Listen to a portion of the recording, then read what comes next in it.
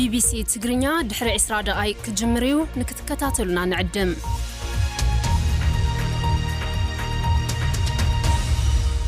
kun sagantaa BBC afaan Oromooti nu waliin tura.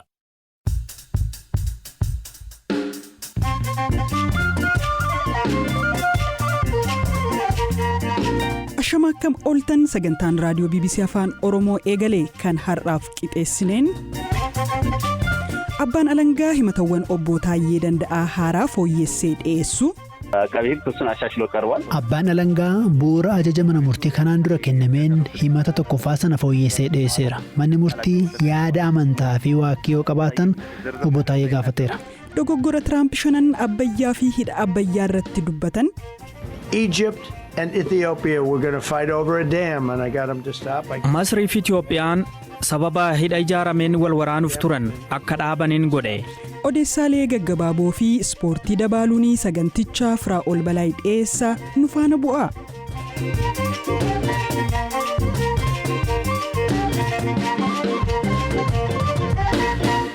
Guyyaa har'aa Abbaan Alangaa himatawwan obbo Taayyee Danda'aa irratti banaman sadan keessaa tokko fooyyessee dhiyeesse. Deetaa ministeera nagaa kan turan obbo Taayyee Danda'aa erga aangoorraa kaafamanii booda himatawwan irratti dhiyaate keessaa itti fayyadama meeshaa waraanaa seeraan alaa kan jedhuun hidhaan waggaa 7 fi 6 itti muramuun ni yaadatama. Erga himata kanaan adabbii murtii argataniin booda ammoo himatawwan haaraa 3 irratti banamuun dhimma isaanii mana murtii olaanaa federaalaa dhaddacha lidataatti hordofaa jiru. Himata jalqabaan humnoota biroo waliin waloomuun hokkora kaasuun mootummaa filame humnaan diiguu, himanni lammaffaa raayyaa ittisaa ilaalchisee odeeffannoo sobaa fi dogoggorsiisaa ta'e dubbataniiru kan jedhudha. Himanni sadaffaan ammoo gaaffiif deebii miidiyaa Horn Conversation jedhamu irratti taasisaniin sirna seeraan hundaa'e irratti duula gochuun yakka mootummaa sarbu kan jedhanidha. Yakkoota isaan ittiin himataman sadan keessaa himanni tokkoffaan seera yakkaa bara 1996 ba'e bu'uureffatee yakkoota keewwatawwan biroo keessatti eeraman kan waabeeffate waan ta'eef akka fooyya'u manni murtii beellama darbe irratti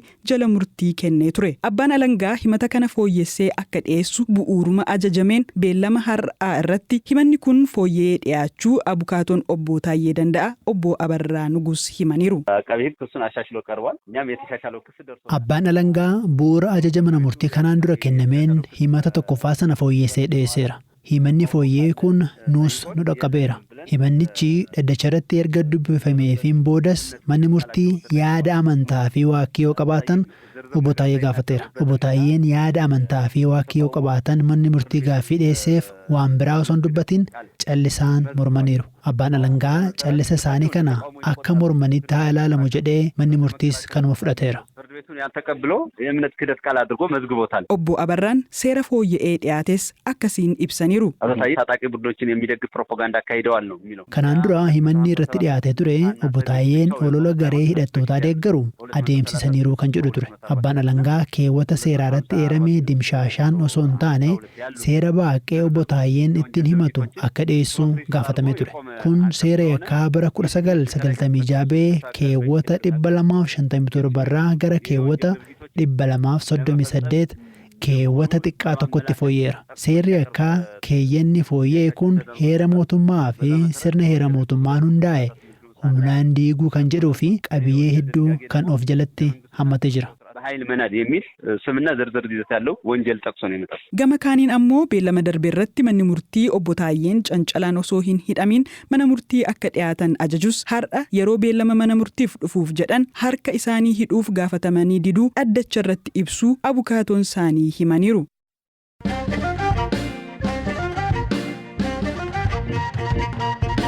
Pireezidaantiin Ameerikaa Doonaald Tiraamp haasaa waggaa tokkoffaa gara aangootti deebi'ee milkeesse jedhu ilaalchisuun taasise keessatti dhimma Itoophiyaa fi hidha laga Abbayyaa Itoophiyaa ammas kaaseera. Dubbiin Tiraamp ammaa kun xalayaa pireezidaantii Masrii Abdel Fattah al-Siisiif ergeen Ameerikaan dhimma hidha laga Abbayyaa irratti Itoophiyaa fi Masrii araarsuu akka barbaaddu ibsee guyyaa 4 boodadha.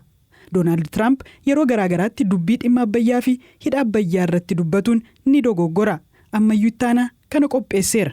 Pireezidaantiin Ameerikaa Doonaald Tiraamp dogoggoraniiru. Marsaa lammataan Ameerikaa erga hoogganuu eegalanii waggaa tokko guutaniiru. Waggaa tokko kana keessatti wantoota dalagan tokko lamadhanii sa'aatii dheeraaf dubbataa turan. Kana keessatti maqaan Itoophiyaa illee ka'eera.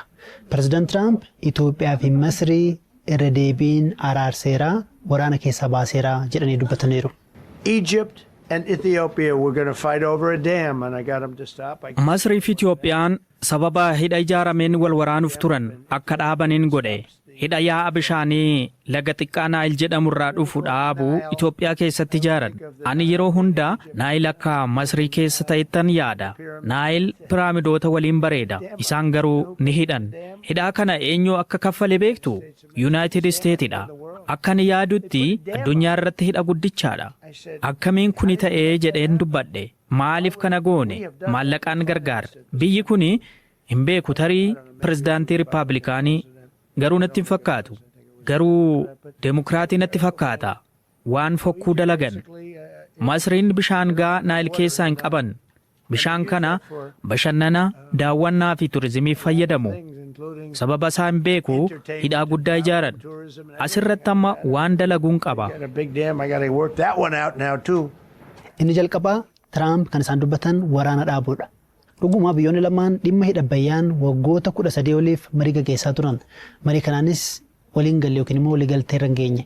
Kanuma keessa garuu Itoophiyaan hidha kana ijaaraa, bishaan guutaa, elektiriikii maddisiisaa ji'oota muraasa dura ifatti eebbisiisteetti.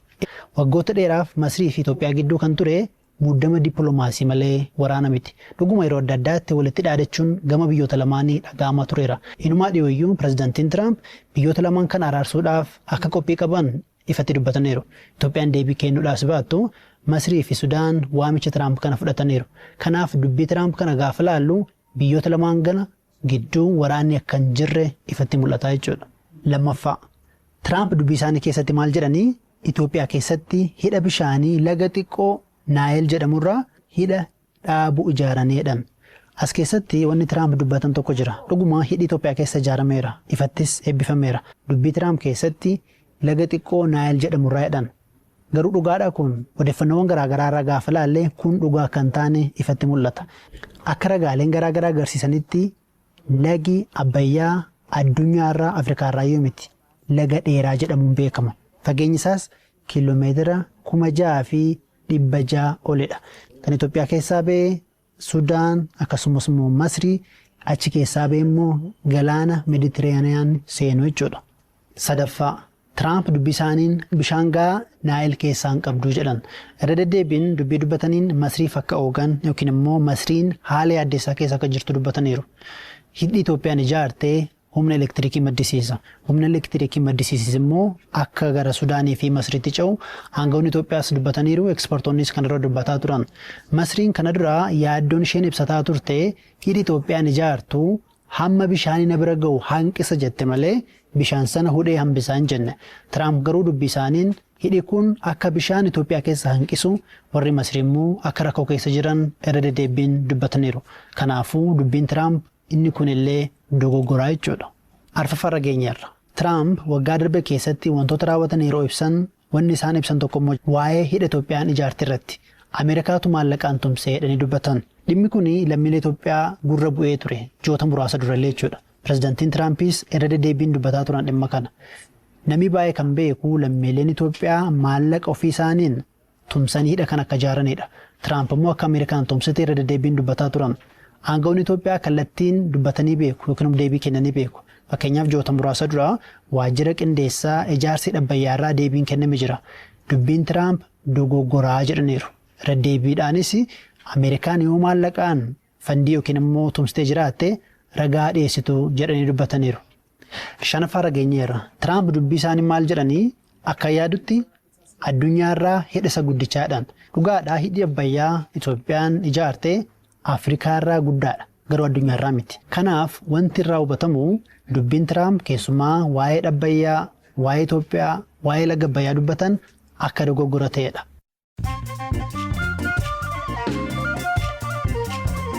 Dhaggeeffattoota keenya gidduutti immoo odeessaalee gaggabaaboon isinitti hima. Daandiin qilleensaa Itoophiyaa xiyyaarota Boeing 787 Dreamliner 9 bitachuuf ajaje. Dhaabbatichi Dubai Airshow irratti xiyyaarota 737 Max Jets 11 bitachuuf asiin dura waliigalee ture. Waliigalaan daandiin qilleensaa Itoophiyaa xiyyaarota Boeing boba'aa qusatan 20 bitachuuf ajajuu isaati. Gareen adda bilisa baasaa biyyaalessaa Ogaaden ONLF kan Abdurrahman Mahadiin durfamuu fi dhaabbileen siyaasaa naannoo Somaalee irratti xiyyeeffachuun socho'an lama gamtaa hiree murteeffannaa uummata Somaalee jedhu hundeessan. Hundeessitoonni gamtaa kanaa garee ONLF dhaabbata siyaasaa Congress for Somali Cause fi dhaaba siyaasaa Somali Regional Democratic Alliance jedhamu. Pireezidaant Doonaald Tiraamp Giriinlaand fudhachuudhaaf yaaliin taasisan Riippaabilikaanota Koongiresii keessa jiran irraa qeeqa guddaa kaaseera. Miseensonni seera baastota tarkaanfii waraanaa Ameerikaa biyya alaa keessatti fudhachaa jirtu irratti yaaddoon isaanii dabalaa dhufuu isaanii ibsaniiru. Haa ta'u malee ammallee Riippaabilikaanonnii fi Deemokiraatota waliin ta'uun odola kana akka hin fudhanne gochuu danda'u ka jedhu ammatti mirkanaa'aa miti. Saayintistoonni erga isaanii Oostiriyaa Veeronikaa jedhamtu ga'umsa ajaa'ibaa mul'istee booda waan horiin gochuu danda'an irratti deebi'anii of gaafataa jiru. Saani kun mi'a fayyadamtee of hooqxi, lafa arrabni ishee hin dhaqqabnes ittiin hooqqatti. Odeessaaleen gaggabaaboo kanuma.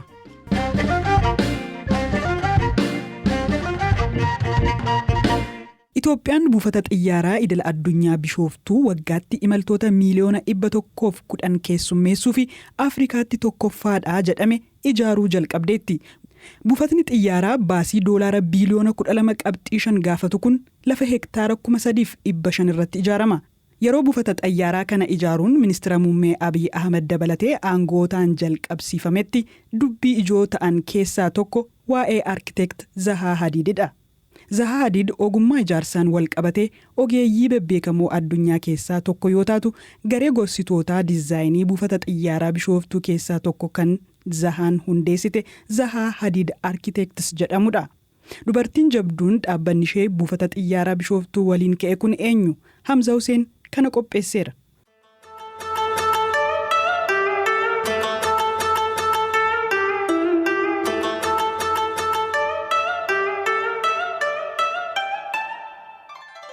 Zahaa Hadiid jedhamti. Addunyaa irratti arkitektii beekamtuu fi diizaayinara milkoofteedha. Lammummaa biyya lamaa Iraanii fi Ingilaandi qabdi. Bara 1950 magaalaa Iraan Baagdaad keessatti dhalatte umurii waggaa 63 keessatti bu'aa bahii fi milkaa'ina jireenyaa keessa dabarte bara 2016 dhibee onneetiin boqotte. Ogeettii arkitektii gamoo kataatee Zahaan ogummaa ijaarsaa adda ta'aniin maqaan ishee leellifama. Hojiin ishee yeroo baay'ee uumama waliin wal qabatu. Sararoonni uumamaa isheef bu'uura akka ta'an ogeeyyiin damee kanaa ni himu. Zahaa Hadiid gamoo ijaarsisuuf yeroo gaafatamtu jalqaba naannoo qoratti. Diizaayinii gamoo qopheessuun dura yaada ishee fakkiin lafa keessa. Zahaan bara 2004 dubartii jalqabaa badhaafamtu Pritzker Architecture taateetti. Badhaasni kun ogummaa diizaayinii ijaarsaa keessatti badhaasa olaanaadha. Dhaabbanni Zahaa Hadiid bara 2024 ibsa baaseen dhaabbata Daar jedhamu waliin ta'uun buufata xiyyaaraa Bishooftuutti gorsaa diizaayinii ta'uu isaa ibsee tureera. Daayirektar damee aviyeeshinii Zahaa Hadiid Arkitekti Kiristiyaanoo Seesaato buufanni xiyyaaraa Bishooftuu Abuu Seeraatti ijaaramu kun karra seensa gaanfa Afrikaa fi Itoophiyaas wiirtuu deddeebisa ardichaa kan godhuudha jedha. Buufata xiyyaaraa kana kan diizaayinii isaa hojjetu aadaa biyyattii bu'uura godhachuun ta'uu fi ijaarsi isaa yoo xumuramu buufata xiyyaaraa si'ataa addunyaa akka ta'u ibse. Teessuma lafaa Abuu Seeraa giddugaleessa karaa godhateen uumamu bu'uura godhachuun hojjetama jedhan Daayirektarri damee aviyeeshinii Zahaa Hadiid. Diizaayiniin haala naannoo giddugaleessa godhate ogummaa arkitekti Zahaa Hadiid ittiin beekamtuudha. Lammummaa dachaa Iraaqii fi Ingiliz ka qabdu Zahaa Hadiid dubartii jalqabaa badhaasa warqee Royal Institute of British Architects jedhamu badhaafamteedha. Yeroo badhaasa kana fudhatte yeroo ammaa arkitektota dubartootaa beekamtii qaban argaa jirra. Kun salphaa miti. Qormaata hedduutu jira. Waggoota dhiyoowaas garuu jijjiirama guddaatu mul'ata. Kanas itti fufsiisna jechuun ishee gabaafameera. Gamoowwan Zahaa UK, Hong Kong, German, Azerbaaijaanii fi biyyoota biroo hedduu keessa jiru. Chaayinaatti Guangzhou Opera House, Londanitti Serpentine Circular Gallery fi Muuziyeemiin Transportii Glasgow diizaayinoota ishee keessaayi. Zahaan badhaasa arkitektota United Kingdamiif kennamu Riba Starling Prize jedhamus si'a lama injifatteetti. Bara 2010 badhaasa Rome Massey Museum, bara 2011 ammoo Bristanitti kan argamu badhaasa Evelyn Grace Academy Award argattee jirti. Zahaa Hadiid University of Beirut herrega baratte. Boodarra yuunivarsiitii kanaaf diizaayinii gamoo tokko hojjetteef. Arkitektii Zaha Hadiid dhaabbata jedhamu kan hundeessite bara 1979 ture. Pirojektii guddaa jalqabaa ishee Jarman Wi'am Riinit kan ijaarame Vitra kan jedhamu buufata ittisa balaati. Olompikiidhaaf kan diizaayinii isaa tolchite dorgommiin bishaan irraa kan irratti taphatamu London Aquatic Center boca dambalii bishaanii kan qabu yoo ta'u, boolla bishaan daakuu meetira 50 gadi fagaatu qaba. Waancaa addunyaa bara 2022 Qatar qopheessiteef istaadiyeemota ijoo turan keessaa tokko kan Zahaan diizaayinii isaa hojjettedha. Olompikii Tookiyoo bara 2020tiif diizaayiniin istaadiyeemii isheen hojjette ammoo fudhatamni dhorkamee istaadiyeemii gatii rakasaan bakka buufamuun dubbii ijoo ta'ee ture. Zaha Hadiid arkitektoota collee jaarraa 20ffaa fi 21ffaa jedhaman keessatti akka eeramtu ogeeyyiin damee kanaa ragaa bahuuf damee olaantummaa dhiirotaan dhuunfatame keessatti hojiiwwan ishee beekamtii fi fudhatama akka argatan akkasumas dubartoonni akka damee kana keessatti hirmaatan qabsaa'uu isheetu himamaaf. Ogeeyyiin ogummaawwan diizaayinii ishee hojii ammayyaa fi agarsiiftuu addunyaa borii jedhanii ibsu. Barnootaaf Iraaq keessaa kabaatee umurii ishee ganna 17 taateeti. Yuunivarsiitii Beeruut irraa erga eebbifamtee booda London Architectural Association School of Architecture keessatti baratte. Waggoota 30f gara Iraaq osoo hin deebi'in bara 2010 diizaayinii gamoo baankii biyyaalessaa Baagdaad akka hojjettuuf yoo gaafatamtu baay'ee miira keessa galtee akka turte dubbatteetti. Jarmanii Leebzigitti ka argamu gamoo BMW, Ispeenitti Zaragovaatti ka argamu riqichi Ispeen hojiiwwan Zaha Hadiididha. Bara 2014 Baakuu Azerbaajaan keessatti ka hojjette diizaayiniin muuziyeemii diizaayinii filatamaa bara sanii jedhamee badhaafameera. Saawudii Arabiyaa Riyaaditti daandii baaburaa lafa jalatti ijaaramuufis diizaayinii hojjetteetti. Arkitektoonni UK loogii Koorniyaa akka agarsiisan Zahaan qeeqxeetti. Waggaa tokko dura gaaffiif deebii taasisteen dameen kun olaantummaa dhiirotaan kan dhuunfatame jettee turte. Yeroon barsiisutti barattoonni koo ciccimoon dubartoota hundi isaaniitu garuu dhawaataan dhabamaa deemu jechuun qeeqxe. Arkitektoonni dubartii diizaayina gamoowwan gurguddaa hamma hojjetan mana jireenyaa yookiin gamoo qaalii yoo hojjetan kan jedhu ilaalcha jallataa qaban ni mormiti.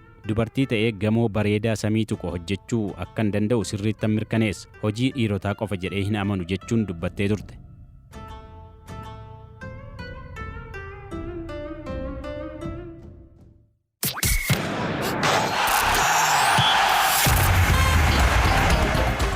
Dhaggeeffattoota keenya odeessa ispoortii har'aattiin darbaa kaleessa Arsenaal gara Xaaliyaanii imaluun morkii Shaampiyoons Liigii Inter Miilaan waliin taasiseen 3-1 injifatee yeroo dheeraaf miidhamarra kan ture Gabriel Jesus galchii 2 lakkoofsisuun Arsenaal akka injifatu gargaareera. Zalaalam maal jetta tapha kaleessa? Arsenaaliif wanta guddaadha. Persentii 100 keessaa 100 kanatti injifannoo isaanii eegsisan ture. Bara kana bara Arsenaal fakkaata Firaa'ol akka tokkoffaarra jiru. Isaanis gammachuun burraaqaa jiru miti. Gammachuu guddaa keessa jiru. Darbuu isaanii mirkaneeffatanii jiru. Kaleessa Mikel Arteetaan jijjiiraa taphattoota baay'ee taasisee ture. Isaatiinis injifatanii tapha tokkollee osoo mo'amiin inumayyuu galchii muraasni irratti lakkaa'ameeti Champions League marsaa kana kan isaan dhaqqaban jechuudha. Tapha tokko qofatu isaan hafasanuu kilaba baay'ee xiqqaa ta'e wajjiniitiin jechuudha. Kanaaf maallaqa as argatanii jiru. Inter Miilaan injifatanii jiru. Inter Miilaan kilaba salphaan turre dhiyeenya xumura Champions Leagueef dhaqqabuun isaanii yaadatama. PSG injifatee isa duras Manchester City faana xumuraaf dhaqqabee Manchester Citytu injifatee shaampiyoonaa ta'e. Akka waliigalaatti yoo ilaalle Arsenaal gahumsa guddaarra jira jechuun ni danda'ama. Keessumaa adda kan ta'e Gabriel Jesus miidhama jilbaa hamaa isa mudateen booda yeroo dheeraa booda deebi'ee Arsenaaliin gargaaraa jira. Victor Gyökeres kaleessa taa'umsa jijjiirarra ture achi ka'ee galchii lakkoofseera. Kana booda Arteetaan Gyökeres caalaa Gabriel Jesus irratti kan hirkatu fakkaata sarara fuula duraa irratti jechuudha. Faallaa kanaan immoo Arsenaal wajjin morkataa kan jiru Premier Leagueedha. Manchester Cityidha. Manchester Cityin garuu kilaban eegamneen kaleessa Bodo Glimt kilaba jedhamuun injifatamee jira galchii 3-1. Pep Guardiolaan taphattoota haaraa mallatteessee jira garuu amma injifannoo haalatti argatan harkaa waan badaa jiru fakkaata. Marsaa itti darbuun isaanii waan hin oolle garuu kilaba kanaan kaleessa injifatamu jedhamee hin eegamne. Manchester United mo'amanii ture torban darbe ammas kaleessas mo'amanii walittaan sanii taphoota 10 olirraati qabxii isaan argataa jiran muraasadha akka Premier League fi Champions League irraati jechuudha. Tapha har'a galgalaanoo maaltu eegama? Har'a immoo taphoonni eegaman Barcelona Slavia Prague kilaba jedhamu waliin taphata. Liverpool Marseille wajjin taphata. Marseille Roberto Di Zerbiidha kan leenjisu. Taphattoonni kan akka Greenwood fa'aa gahumsa guddaa kan qabanidha. Liverpoolis qormaata keessa waan jiruuf har'a maaltu isa mudata kan jedhu kan eegnu ta'a jechuudha. Benfica Juventus wajjin taphata. Jose Mourinhoodha Benfica kan leenjisu. Chelsea Pafos kilaba jedhamu wajjiniitiin taphata. Bayern Munich illee akkasuma Union Glazio wajjiniitiin kilaba biyya Portugalidha kan morkatu ta'a jechuudha. Ayyee Zalaalam galatoomne.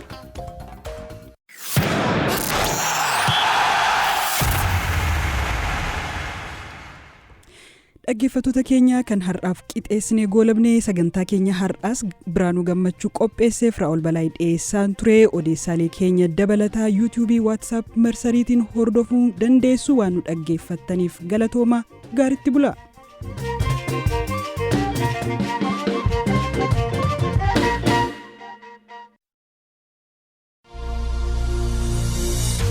BBC ትግርኛ ዜናን እዋናዊ ሓበሬታን ሒዙ ሕጂ ይጅምር ኣሎ።